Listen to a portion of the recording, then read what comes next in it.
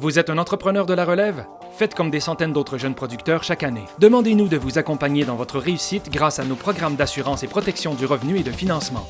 La Financière agricole du Québec est fière de soutenir et de protéger la croissance des entreprises de la relève. La Fédération régionale de l'Union des producteurs agricoles de la capitale nationale Côte-Nord est heureuse de s'associer à cette émission, car nous sommes tous ensemble pour nourrir et faire grandir le Québec.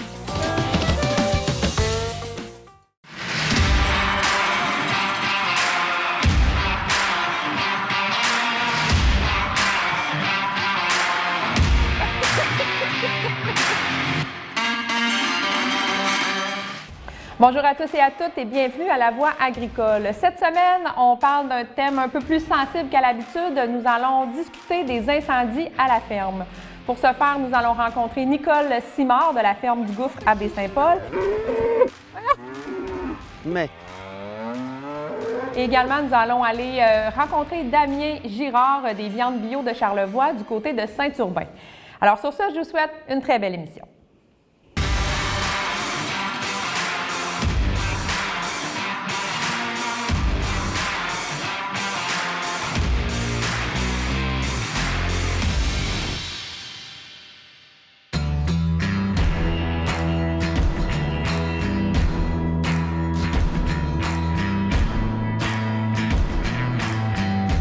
Bonjour, mon nom est Nicole Simard, de la ferme du Gouffre à Baie-Saint-Paul.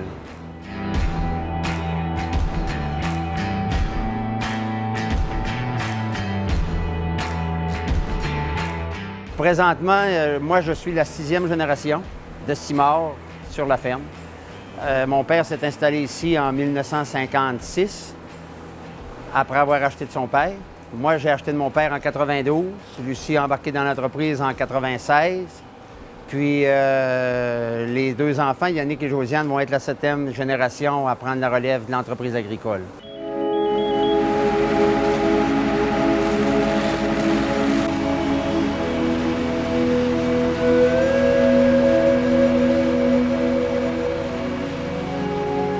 Là, on est ici pour parler de comment on se relève d'un incendie à la ferme. Est-ce que tu peux un peu nous raconter cette journée-là particulièrement quand c'est arrivé ici à la ferme? Écoute, ça s'est passé à 9 h le soir, 9 h moins quart. Moi, j'étais en réunion à la ville de Baie-Saint-Paul. Puis, c'est Lucie était à la maison avec les deux enfants. Puis, écoute, après ça, là, quand Parce qu'en réunion, d'habitude, les cellulaires sont fermés. Moi, le cellulaire est fermé. Puis là, Lucie n'arrêtait pas d'essayer de m'appeler, puis ça faisait rien que vibrer dans ma poche. Puis moi, je me rappelle que plus que ça vibrait dans ma poche, puis j'entendais des sirènes dehors là, à la ville qui passaient, puis je suis venu, j'ai répondu au téléphone au bout de peut-être bien 5 minutes, puis là, elle m'a dit « Vite, le table est en feu », là. Puis j'ai décollé. À quelle date ça s'est passé? Le 7 juin 2017.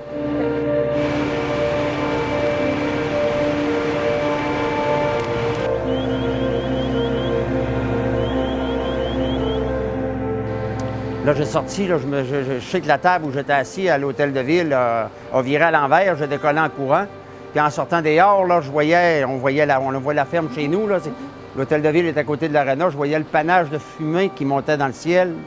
Puis les sirènes partout que j'entendais résonner, là, puis je pense que c'est un calvaire que tu vis, là. Après ça, les minutes qui suivent, ben, tu t'en rappelles, mais plus ou moins. Ouais. Je me suis rendu ici, puis il était déjà trop tard.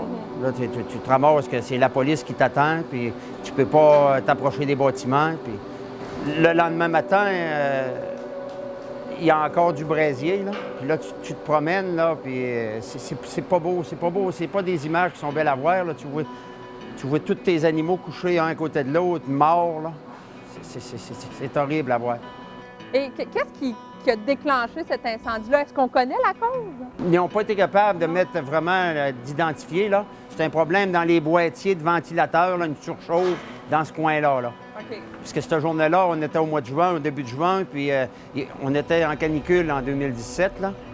Il faisait très, très chaud, puis je sais pas, la ventilation a débuté ou a commencé à ventiler, puis il y a quelque chose qui a mal été dans les ventilateurs. OK.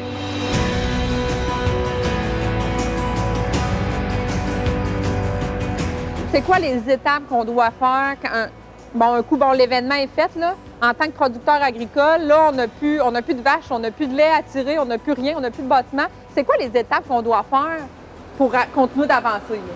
On a appelé la Fédération de producteurs de lait. Eux autres nous disent un peu quoi faire. Tu appelles ton courtier d'assurance. Puis les assurances sont déjà prévenus, eux autres. Pareil, là, dans la nuit, là, il y a quelqu'un, parce que la police est là aussi. La police enquête parce qu'au départ, là, tu peux être un criminel, tu peux avoir mis le feu. Tout est vérifié, là. T'es scruté, là. Toute la famille est scrutée au compte-gouttes à savoir si c'est un casier judiciaire. T'avais-tu doublé tes assurances la semaine passée? OK. Puis, tu sais, c'est une enquête qui est ouverte, là. Tu peux... jusqu'au temps qu'ils voient que, ah non, ben c'est beau, c'est vraiment accidentel. Après ça, là, c'est le monsieur des assurances qui arrive. Un monsieur très gentil, mais tu sais, qui travaille pour la compagnie d'assurance. Puis qui te dit, en arrivant, on va faire une petite réunion de cuisine. Ça, c'est le lendemain matin à 11 h, là. On va aller faire une petite réunion de cuisine, puis tu sors de la réunion de cuisine, il est 5 h l'après-midi. Parce que là, Ils ont beaucoup de questions. Là. Il t'a tout garoché, là, ce que c'est qui devait être fait, puis ce que c'est que tu as droit, puis ce que c'est que tu n'as pas droit. Puis c'est à peu près ça, là, tu sais, pour les premiers jours. Après, c'est un coup que tout est ramassé, là puis la poussière retombe, là, tu reviens un peu sur tes deux pattes, puis là, tu te rends compte vraiment que tu n'as plus rien, là, tu te réveilles à 5 h le matin, puis tu n'as absolument rien à faire. Là, tu es tout perdu, puis c'est après ça là, qu'on s'est assis, puis qu'on a pensé qu'est-ce qu'on va faire, puis qu'est-ce qu'on devrait faire, puis on se prend un temps pour se reposer un peu, là. Après combien de temps, justement, après l'incendie, qu'on réfléchit peut-être à l'avenir, est-ce qu'on reconstruit ou non? Ça a pris combien de temps, cette période-là, avant qu'on prenne une décision? Avant de prendre la décision finale, je te dirais 3 semaines, 1 mois, là. OK. On réfléchit, qu'est-ce qu'on devrait faire ou qu'est-ce qu'on va faire. Moi, j'avais 54 ans à l'époque, là. Puis, tu sais, tant qu'à moi, là, à 54 ans, on vend le quota, on claire les dettes, on se met un peu d'argent de côté. Puis on aurait pu, avec juste la terre, subvenir à nos besoins. Mais là, les deux jeunes, c'est là qu'ils ont eu à prendre la décision. Oui, je veux-tu m'impliquer? Oui, je veux-tu avoir encore des vaches pour l'avenir? Tu sais, si je prends la relève de la ferme, c'est là qu'ils ont eu à décider, là. Puis les deux ont décidé que oui, ils voulaient avoir encore des vaches. Fait qu'il y avait quand même une partie de la décision qui était aussi selon est-ce qu'on a de la relève ou pas, là. Ah, c'est vraiment ça, là. Je te dirais, c'est 90 de la décision. Si les deux enfants auraient dit, ah, écoute, on finit nos études, moi, je vais aller travailler en dehors, puis c'était réglé, là. OK.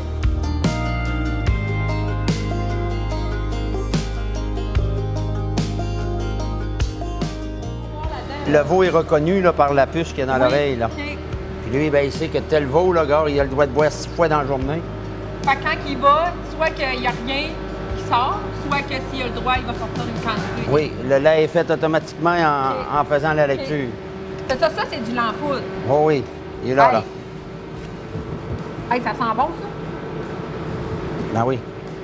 C'est quasiment le même lait que tu te prends pour les bébés, là. Oui, mais ça sent Il n'y a bon. pas une grosse différence. Comment on reconstruit? Quelle technologie on fait rentrer? Comment on veut travailler? Ça, est-ce que ça a été difficile de choisir cette option-là? Bien, plus ou moins, parce que les jeunes aujourd'hui, ben, on sait que c'est beaucoup plus technique que nous autres, là, les personnes plus vieilles qui n'ont pas été élevées avec le cellulaire dans la main. Les jeunes, ben, gérer un ordinateur, gérer un cellulaire, puis pitonner, ça fait partie quasiment de leur vie aujourd'hui, là.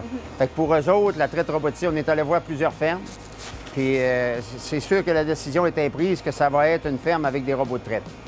Je pense qu'en 2019, tu ne peux pas rebâtir une ferme en pensant de rebâtir avec des vaches attachées, avec la traite matin-soir. Puis d'abord, aujourd'hui, c'est l'efficacité. Le 3 traites par jour est très important aujourd'hui. Puis dans les étables attachées, c'est pratiquement impensable ou c'est la santé qui écope ou ça prend beaucoup de main-d'œuvre. Fait qu'en ayant une traite robotisée, tu n'as plus besoin de t'occuper. Moi, à 55 ans, là, je suis comme en pré-retraite aujourd'hui. C'est une autre dimension de l'agriculture là, pour quelqu'un qui est habitué à se lever à tous les matins à 5 heures. Salut! Elle est belle! Salut, grosse totoune! Elle est donc bien belle! Hey, ça doit faire du bien, hein? Ça gratter de même. T'es pas capable de faire ça tout seul, hein? Ça, Josiane l'avait acheté bébé géniste là, dans l'automne après le feu à la vente internationale. OK. Fait qu'elle est arrivée ici après le feu. Oui. OK. Et son bébé?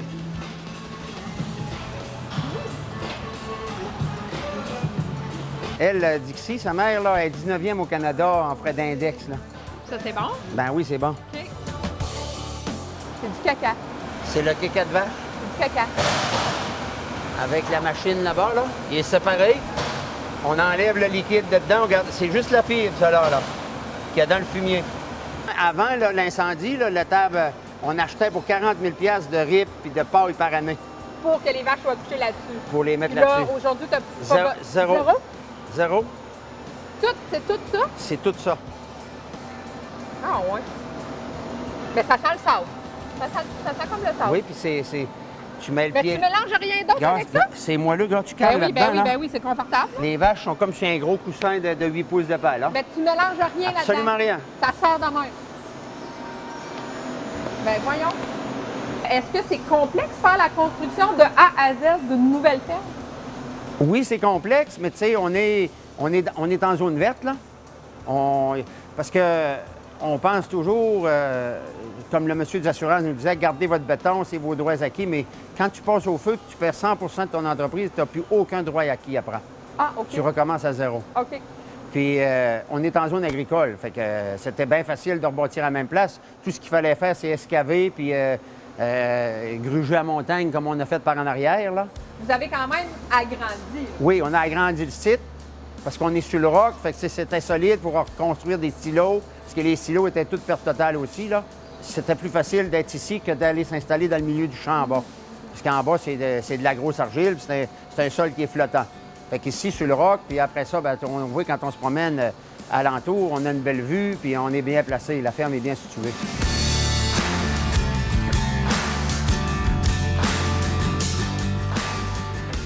Les vaches qui ruminent, là, Ouais. c'est enregistré les minutes qu'ils ruminent là, quand ils sont couchés. Avec là. leur collier? Oui. Toutes les minutes sont enregistrées. Hey, ça, on n'avait pas ça avant. Nous. Puis l'autre, la 70, bien, il dit que la température du lait est à 39,5 plutôt que d'être à 39. Fait que, tu sais, à surveiller. OK. Fait que quand tu vois ça, t'as peut-être 2 vaches à aller voir, mettons. Ouais. Pour voir c'est quoi qui se À passe. surveiller. OK. Après ça, ben, quand les vaches grouillent plus aussi, là, regarde, probabilité de chaleur là, pour qu'une vache. OK. Ah, je l'ai ici, là. Bon, chipounette. Ouais, chipounette. Puis la 110, là, je vais cliquer dessus, son activité. Regarde comment est-ce qu'elle a bougé là, dans les 24 dernières heures. C'est-tu elle qui est supposée comme de veiller demain? Non, elle, c'est parce que... Elle est en chaleur. Elle est c'est due ça. pour être inséminée. OK, c'est ça, là. Fait que dans ce temps-là, c'est quoi? Faut que tu appelles l'inséminateur? Ben, c'est moi qui insémine, là. Ah, c'est toi qui insémines Oui. ici? OK. Quand vous rentrez dans votre ferme présentement, là, la famille avec la relève, tout ça, quand vous voyez ça, là, j'imagine qu'on n'a pas de regret là, Non. sur le choix. Là. Non. Il n'y a pas de regret. Puis le 2 ans qu'il y a eu, le délai du feu avec le délai qu'on repart, le 2 ans, là, tu fais comme... Tu n'oublies pas ce qui s'est passé, mais tu fais comme le vide entre les deux, puis c'est comme si tu n'avais pas eu l'autre ferme avant.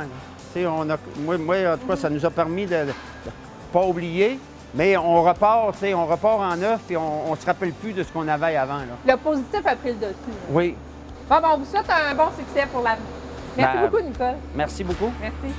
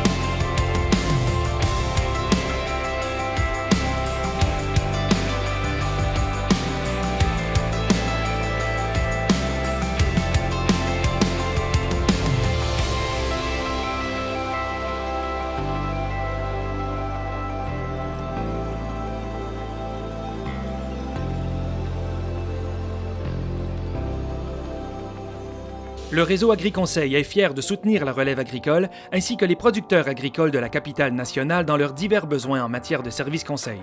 Les aides financières offertes par les réseaux Agri-Conseil sont rendues possibles grâce au programme Services Conseil 2018-2023 en vertu du Partenariat canadien pour l'agriculture.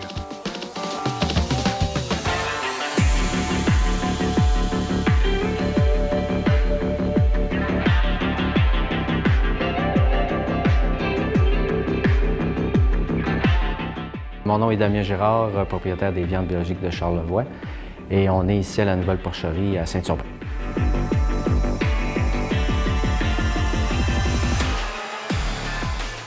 On a démarré en 99 une pré-certification en bio et puis on a fondé la compagnie en 2001. On a été certifié en 2001, moi et mon épouse, on a fondé la compagnie. Parce qu'on voulait je voulais revenir un petit peu à la base, je voulais reproduire un peu du poulet puis du porc comme on faisait autrefois. Finalement, c'est ça le bio, hein, c'est de reculer à l'arrière. On n'a pas réinventé grand-chose, on est revenu à nos anciennes méthodes de production. Puis, ça, c'était en 2001. Écoute, on a fondé ça, on a commencé avec 50 poulets semaine, quelques truies. On a fait des essais. À ce moment-là, on achetait notre moulin à l'extérieur bio parce que, évidemment, on ne faisait pas nos céréales. Fait que de fil en aiguille, ça a grossi tranquillement. Bon, évidemment, au début, ça n'a pas été évident parce qu'on n'avait pas beaucoup de volume. Les frais fixes d'aller faire abattre un peu de poulet à Québec, ça coûtait très, très cher. Mais on n'a pas lâché, on a gardé le cap, puis on était voir des épiceries, des marchés naturels. Il y a des gens qui nous ont aidés beaucoup aussi, comme en l'occurrence Philippe Mollet, qui nous avait fait un article. Et puis que là, en fait, à partir de ce moment-là, ça avait plus, ça avait déboulé au niveau des ventes. Ça avait été le fun. Fait qu'on a commencé comme ça, grosso modo. En 2004, on est venu ici à Saint-Urbain pour produire le poulet chez M. Duchesne. Donc, lui, il nous faisait du poulet à forfait, mais là, à ce moment-là, il était prêt à vendre. Fait qu'on a acheté en 2004 ici les poulaillers, le site où on est présentement. Le porc, on voyait qu'il y avait quand même... C'était difficile parce qu'on ne pouvait pas vendre, en fait, un porc entier aux clients ou quoi que ce soit. Fait qu'on s'est vite rendu compte qu'il fallait faire de la charcuterie. J'espère qu'il est grand le filet parce que moi, j'en ai des cheveux. Oui, t'en as pas. Hey, moi, j'aime ça faire de la TV de même. Je trouve que ça nous montre qu'on est du vrai monde. Hey, moi, là... Pour la guerre. Je suis pas à la guerre. Fait que là, j'ai fait plusieurs voyages en Europe à partir de 2004 pour apprendre à faire la charcuterie. Christiane, vous allez me faire déguster? Qu'est-ce que je mange, là? Vous mangez des pieux tranchés. Des pieux tranchés, oui. C'est bon? Si c'est pas bon, tu vas faire toute une face. Fait que toi, t'en penses que je mange. Oh mon Dieu, c'est bon! Puis en 2007, j'ai dit à mon épouse, OK, ça y est, on est prêt, on construit le centre de transfo. Puis on a construit automne 2007, 2008, on était prêt, on commençait à faire les sous-sons, etc., etc.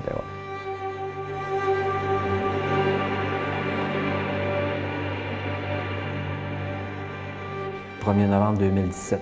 Moi, j'étais ici à Saint-Urbain au bureau, puis Félix m'a appelé. C'est nos travailleurs étrangers, les Guatémaltèques, qui sont arrivés sur les lieux.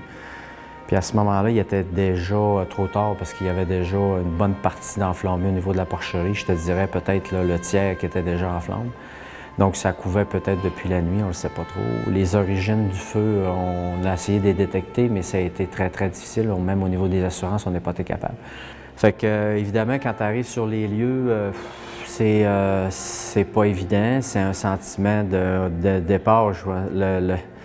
C'est la tristesse, hein, parce qu'on avait travaillé très, très fort pour rénover cette porcherie-là, pour la mettre adéquate pour le bio, parce que c'est une porcherie conventionnelle. Puis quand on voit, puis on arrive, puis on voit la boucane, puis tout ça, puis les employés, tout le monde un peu panique parce que on essaye de sauver les animaux, mais c'est trop dangereux. Il y a des bonbonnes de propane tout le tour du bâtiment, il faut couper ça, etc. Donc c'est difficile. Ça a été très, très difficile, la première visualisation de tout ça.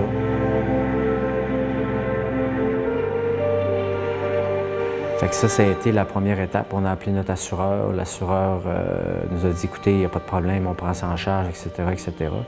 Mais nous, la particularité qu'on a aussi, c'est qu'on savait très bien que c'était notre pouponnière, c'était notre maternité pour alimenter notre centre de transformation. Donc ça nous a enlevé beaucoup de nuits de sommeil parce que là, on se dit comment on avait d'autres engrais ici à Saint-Urbain, à Baie-Saint-Paul, qui étaient encore pleines parce qu'on avait transféré des cochons. Mais toutes nos mères puis nos porcelets allaient jusqu'à 50 kilos étaient dans cette maternité-là, puis ils ont tous passé au feu. Fait que là, on voyait arriver qu'il allait avoir une coupure à partir de 4 ou 5 mois après. Il allait avoir une coupure importante au niveau de l'approvisionnement, au niveau du centre de transfo. Ce qui pour nous est impensable parce que en fait, c'est notre gagne-pain. Si on n'a pas de viande pour faire de la transformation, là, ça devient vraiment problématique.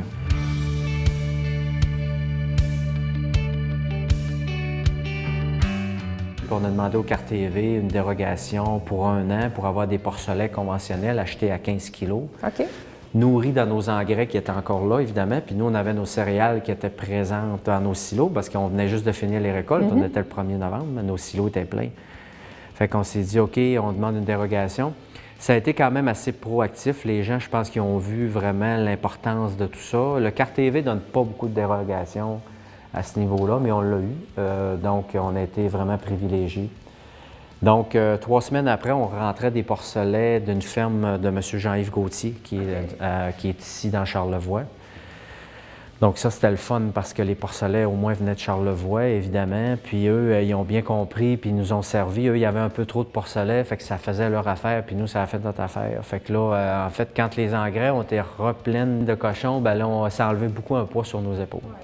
Fait que là, on s'est assis tout le monde ensemble avant les fêtes, puis on s'est dit, OK, qu'est-ce qu'on fait? Bien évidemment, pour nous, la solution, c'était de reconstruire. On n'avait pas d'autre solution.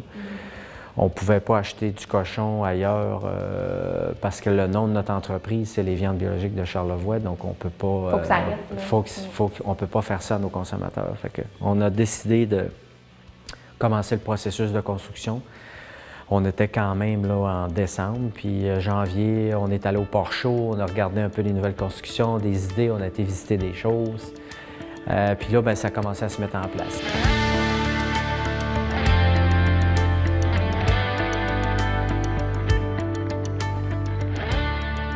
Évidemment, bien, on a adapté notre production avec toutes les normes du bien-être animal au niveau du cahier de charge. Puis aussi, bien, on a innové. On ne voulait plus de globes chauffants, on ne voulait plus de chauffage dans les porcheries parce que nous, la problématique de la porcherie, évidemment, on met de la paille un peu partout, donc sous les mers, sous les cochons en engrais. Donc, poussière, paille, flamme, chaleur, c'est une combinaison assez explosive. OK.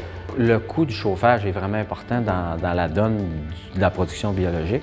Fait qu'on s'est dit, écoute, si on veut vraiment avoir un coût de chauffage raisonnable, il faut aller vers une autre solution. Puis la solution de la biomasse est venue comme ça. Évidemment, au départ, on avait un projet plus modeste, mais il s'est rajouté d'autres choses avec ça. Donc là, présentement, on chauffe, on sèche les grains, on chauffe le centre de transfo, on fait notre eau chaude avec ça au centre de transfo, on chauffe les bâtiments ici. On va sécher notre écorce aussi l'hiver, parce que l'hiver, on reçoit de l'écorce, mais il y a beaucoup de glace, beaucoup de neige dedans. Et puis, on sèche aussi un résidu de pressage de lait de soya, qui est l'Ocara, pour donner à nos animaux. C'est un résidu qu'on reçoit de Saint-Hyacinthe.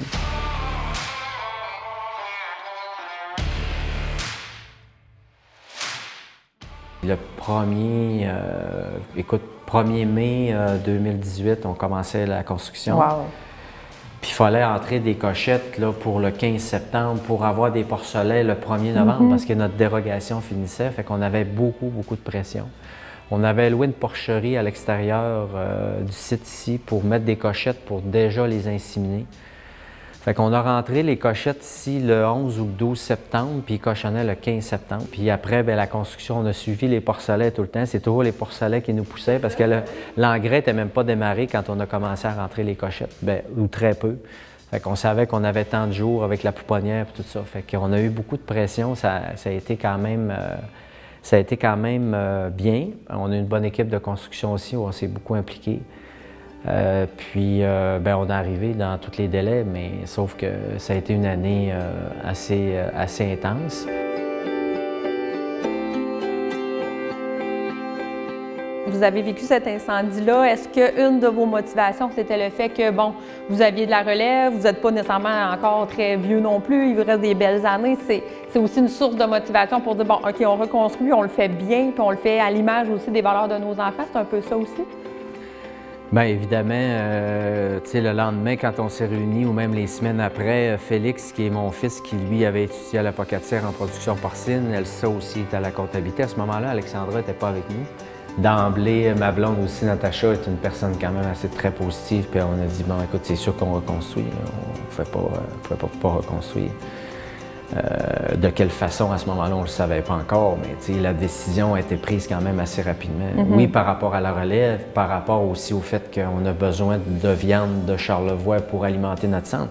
Si on arrêtait seulement un producteur agricole, peut-être qu'il y aurait des choses qui auraient été pesées plus dans la balance, mais là, c'était comme la survie. On était en mode survie. Là, honnêtement, quand on a passé au feu, après, là, inquiétude, c'était de dire qu'il faut de la viande pour fournir notre centre de transfo. Parce que notre transformation, c'est là qu'on met notre valeur ajoutée, puis c'est là qu'on gagne nos sous aussi. Mais évidemment, quand on a passé au feu une fois, on est beaucoup plus conscientisé à toutes les problématiques qui pourraient amener un incendie. Mais ça nous reste en mémoire, évidemment. T'sais, on a une maison, on a un garage, on a d'autres bâtiments, j'ai d'autres poulaillers ou peu importe. C'est sûr que le feu, ça demeure une crainte là, quand tu as passé au feu une fois. Là,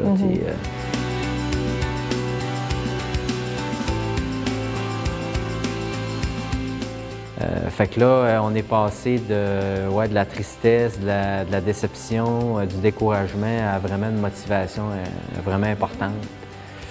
Puis je pense que tous les producteurs qui reconstruisent puis qui ont une nouvelle ferme, on a un peu tout le même sentiment. Oui, on passe au feu, c'est dramatique, mais quand on améliore les choses puis on reconstruit après ça, bien, on se dit, OK, wow, c'est un événement en fait là, qui s'est transformé en quelque chose de positif.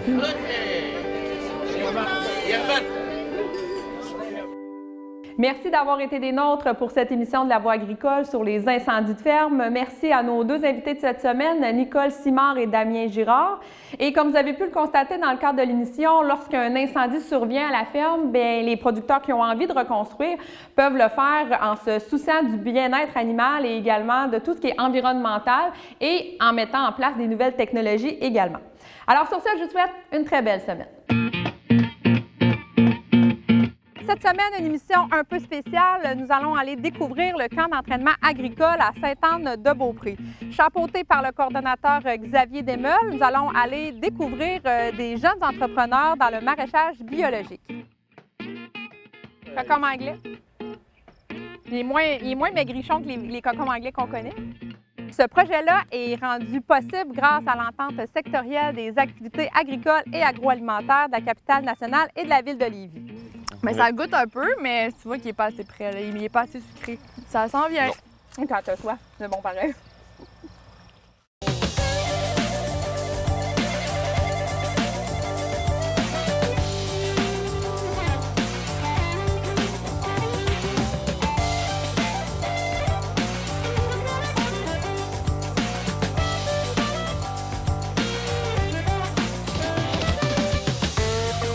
Cette production télévisuelle est rendue possible grâce à un financement obtenu de l'entente sectorielle sur le développement des activités agricoles et agroalimentaires de la capitale nationale et de la ville de Lévis 2017-2019, qui regroupe 12 partenaires provenant du milieu gouvernemental, municipal et agricole.